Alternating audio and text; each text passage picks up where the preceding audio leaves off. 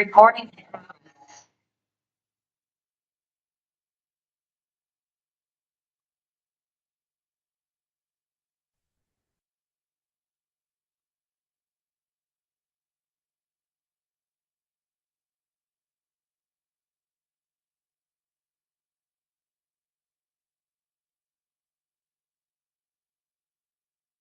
ให้เรามาเบิ่งต่อบทเรียนเราเนาะเรามาเข้าภาคที่8อาจารย์จะพาพวกเรามาเบิ่งคำศัพท์ที่เป็นกริยาเนาะที่มักใช้อยู่ในชีวิตประจำวันเนาะแค่ตัวคำศัพท์ตัวนี้ก็คือมันจะบ่ได้เป็นทั้งหมดเนาะมันจะเป็นคำศัพท์พื้นฐานที่แบบง่ายๆซื่อๆก่อนเนาะโอเคที่จริงมันจะมีหลายกว่านี้เนาะอ่าหมวดคำที่ใช้เกี่ยวกับปากของเราเนาะโอเคมันจะมีชื่อชื่อชื่อชื่อกินเนาะเฮอเฮอเฮอดื่มยาวยาวยาวกัดอ้วนอ้วนอ้วนถาม回答回答回答ตอบเนาะ说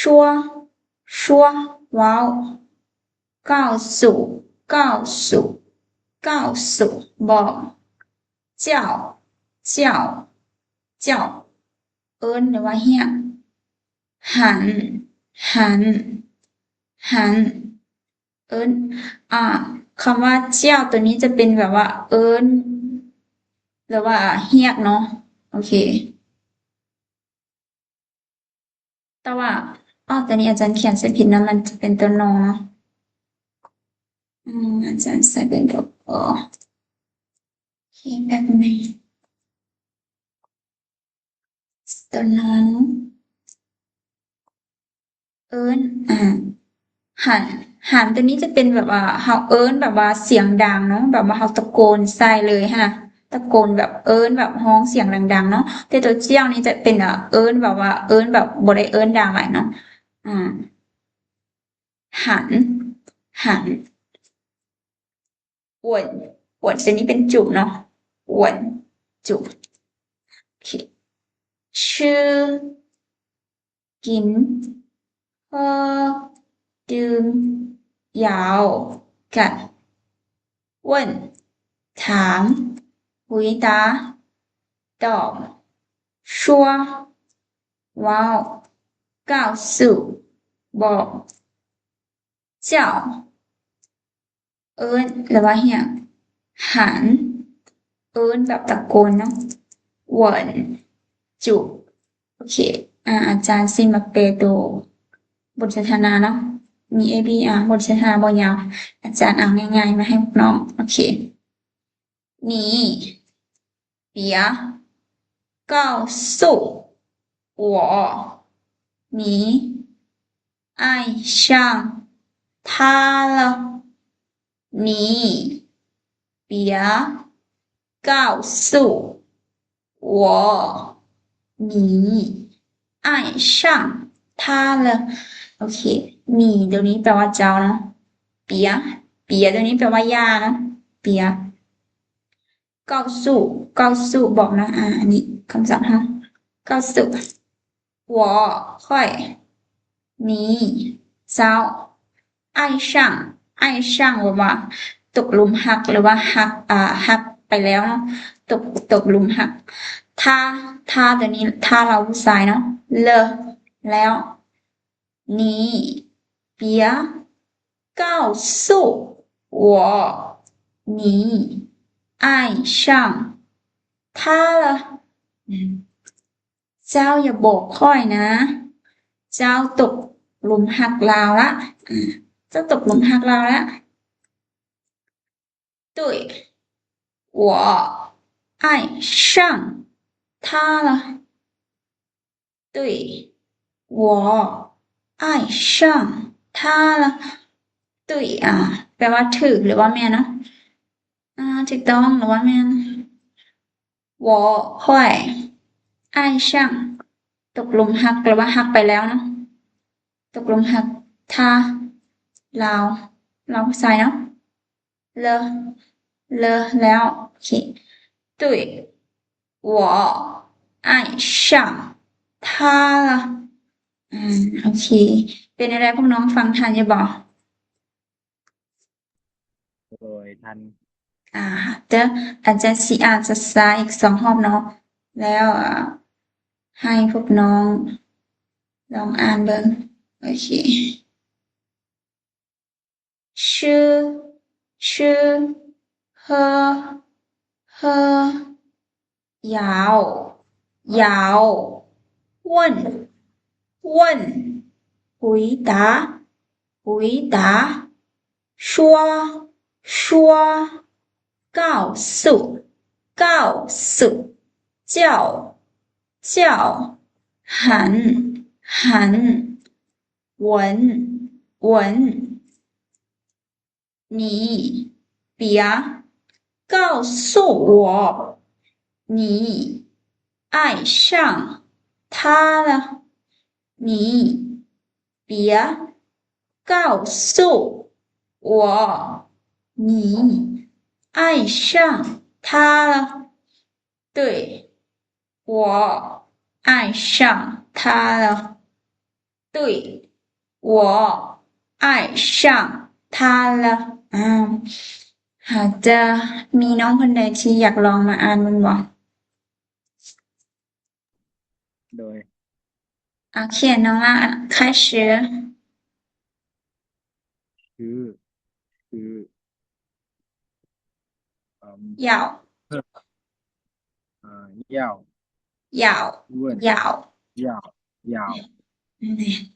问回答说告诉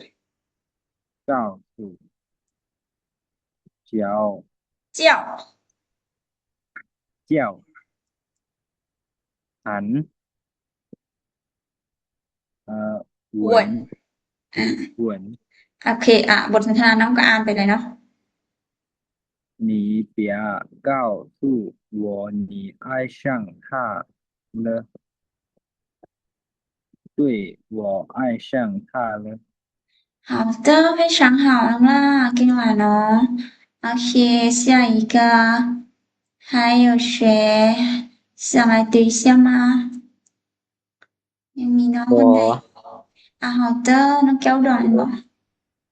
ชื่อเหยาเวิ้นคุยตาชั่ว告诉叫หาน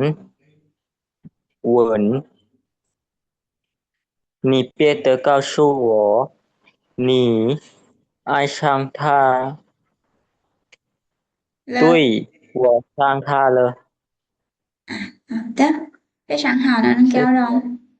บ่เคยสิเก่งหลายโอเคยังมีน้องคนใดที่อยากลองมาอ่านอีกบ่还有吗没有了吗好的ต่อไปเนาะโอเคมาเบิ่งบทสนทนายาวของเราเนาะโอเคบทสนทนาตัวนี้มีมันจะมี2เรื่องเนาะโอเคแต่ว่าอาจารย์จะอธิบายแล้วก็อ่านไปจนหมดเลยเนาะแล้วให้พวกน้องมาลองอ่านโอเคมา我好呀有没有有没有อันนี้จะเป็นคำถามเนาะโอเค有没有什么吃的妈我好饿呀有没有什么吃的妈แม่เนาะ我会好饿โคตรหิวเนาะหรือว่าหิวหลาย ยาตัวนี้จะเป็นคำลงคำลงท้ายน้ำเสียงลงท้ายสิเนาะโยเมโยตัวนี้จะเป็นคำถามแล้วเนาะมีหรือบ่มีเนาะโยเมโยมีหรือบ่มี什么หยังชื่อมันกินเนาะเตอตัวนี้มันจะเป็นมันจะลงท้ายต่อกับชื่อเตอซื่อๆมันจะบ่มีความหมายมันจะบ่ได้มีความหมายหยังเนาะอยู่นี่有没有什么吃的妈我好饿呀有没有什么吃的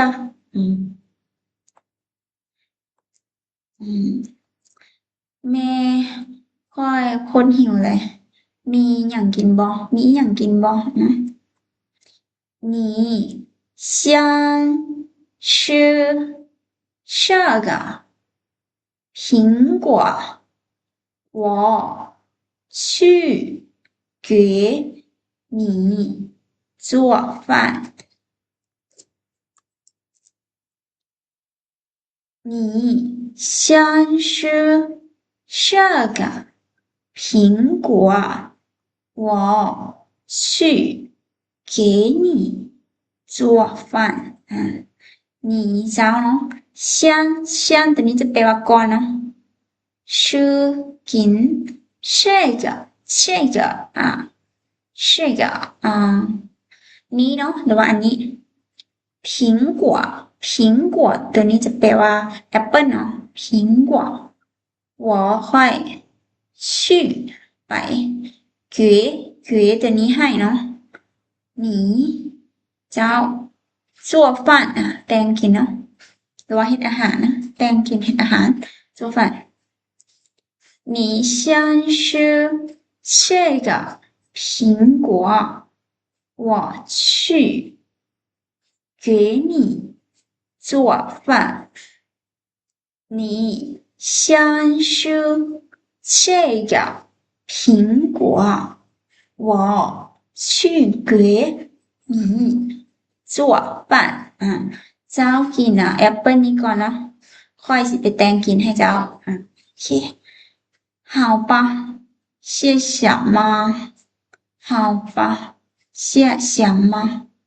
好吧ได้หรือว่าโดยเนาะ谢谢吗ขอบใจแม่โอเคฟังทันบ่พวกน้อง โดย โดยทันอยู่ โอเคเดี๋ยวอาจารย์คิดว่าสิไปให้หมดเรื่องแต่ว่า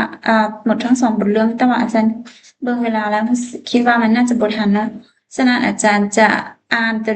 บทเรื่องทางเทิงนี้ช้าๆอีกรอบนึงแล้วให้พวกน้องลองอ่านเบิ่งเนาะลองสนทนาเบิ่งโอเคมา我好饿呀有没有什么吃的妈我好饿呀有没有什么吃的你想吃这个苹果我去给你做饭你想吃这个苹果我去给你做饭好吧谢谢吗好吧谢谢吗好的ให้น้องล่ากับน้องแก้วดอนมาสนทนาเนาะโอเคบ่สะดวกบ่ โดย โอเคให้น้องล่าเป็น A น้องล่าให้น้องแก้วดอนเป็น B 好的开始妈我好饿呀有没有什么吃的你想吃这个苹果我去给你做饭好吧谢谢吗จะ非常好มากๆกับน้องแก้วดอนโอเคเก่งละโอเคโอเคสิน้องยังมีน้องคนใดที่อยากลองอ่านอีกบ่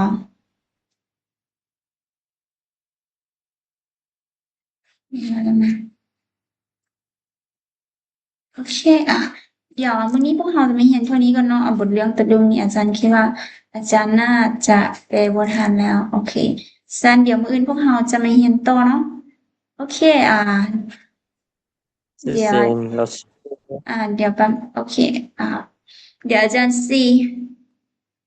ให้แมกบ้านพวกเรานิดนึงเนาะโอเคเราจะเดี๋ยวทุกคนไปฝึกอ่านตัวนี้เนาะ你好吗我最近还好หรือว่า还可以หรือว่า不太舒服你呢我很好จะบ่ใส่คำทางหลังนี่ก็ได้เนาะหรือว่าจะใส่ก็ได้เนาะแล้วก็好的谢谢โอเคมีได้ให้ทุกคนไปฝึกอ่านบทสนทนาตัวนี้เนาะโอเคแล้วมื้ออื่นอาจารย์จะมาพาทุกคนสนทนาขึ้นโอเคบ่เรียกบ้านเฮามื้ออื่นเนาะ对。好的，下课啦，明天见。老师。不客气。